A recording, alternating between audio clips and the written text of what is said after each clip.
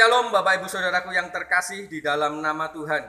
Hari ini saya akan menyampaikan renungan singkat dengan tema Masalah dari Tuhan, bagian yang terbaik dari kehidupan. Kenapa saya katakan masalah dari Tuhan, bagian yang terbaik? Selain daripada yang terbaik itu tentu keselamatan yang diberikan Tuhan, di mana karya penebusannya di atas kayu salib, juga berkat-berkat yang kita terima hari ini mungkin itu juga bagian yang terbaik. Tapi masalah dari Tuhan itu juga bagiannya terbaik. Kalau Tuhan mengizinkan masalah itu ada artinya sebenarnya kita masih diberikan hidup oleh Tuhan. Karena kalau kita sudah tidak diberikan hidup, ya kita tidak akan menghadapi masalah. Kita sudah tidak ada di dunia ini, alias kita akan ada di dunia yang lain. Nah, ada satu kisah di dalam kitab Ulangan pasal yang ke-8 ayat yang kedua. Di situ mengisahkan bangsa Israel dalam perjalanan di padang gurun itu ternyata atas kehendak Tuhan. Bahkan selama 40 tahun lamanya untuk menuju ke tanah perjanjian, tanah berkat yang penuh dengan berkat-berkat Allah.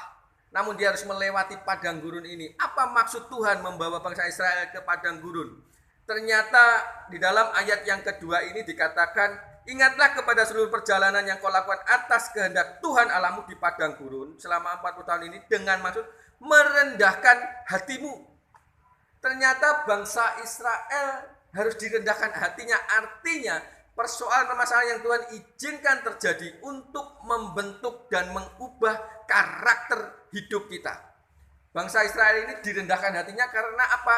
Karena bangsa Israel terkenal dengan bangsa yang tegar tengkuk, keras hati, ya, sukanya bersungut-sungut ketika menghadapi masalah. Dia lupa akan Tuhannya yang maha besar yang ada di setiap persoalan hidupnya. Kita lihat pengalaman-pengalaman mujizat kuasa Tuhan dinyatakan begitu banyaknya dialami oleh bangsa Israel, tapi dia tetap saja keras hati, bersungut-sungut, keras kepala, tegar tengkuk lagi. Mungkin kita mengalami hal yang sama, Bapak Saudara.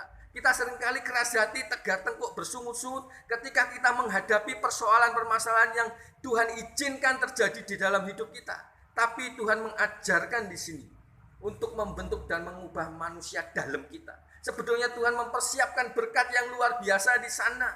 Tapi dipersiapkan terlebih manusia dalam kita dibentuk Tuhan. Supaya kita nanti ketika menerima berkat Tuhan, kita tidak menjadi sombong.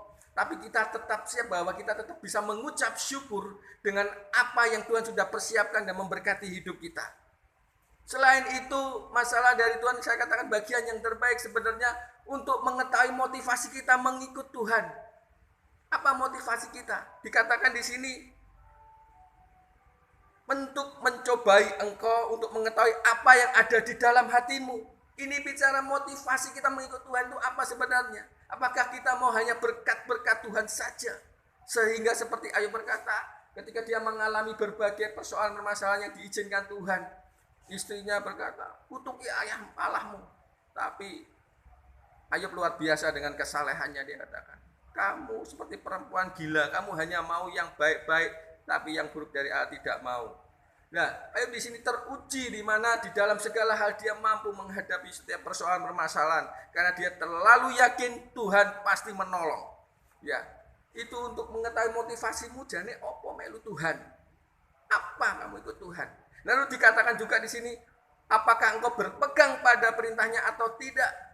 Persoalan permasalahan hidup yang Tuhan izinkan supaya kita ini tetap hidup di dalam ketaatan atau tidak. Seperti bangsa Israel ini. Jadi dia merendahkan hati, dia mencobai engkau, berbicara untuk apa? Apakah engkau taat pada perintahnya atau tidak? Nah, kita mungkin di hari-hari ini juga mengalami hal yang sama. Kita diizinkan masuk ke padang gurunnya Tuhan. Persoalan permasalahan hidup kita dalam satu maksud dan tujuan Tuhan. Intinya untuk mempersiapkan manusia dalam kita. Untuk kita menerima berkat-berkat Tuhan yang Tuhan sudah persiapkan. Mari kita menyingkapi persoalan masalah ini bahwa ini bagian yang terbaik yang Tuhan berikan. Makanya kita harus selalu berpikir positive thinking. Ya. Supaya kita tidak mudah menjadi orang yang gopokan istilah saya. Tapi kita mau terus didewasakan di dalam Tuhan. Amin. Buat firman Tuhan yang singkat ini kiranya bisa memberkati kita semua. Shalom, Tuhan memberkati.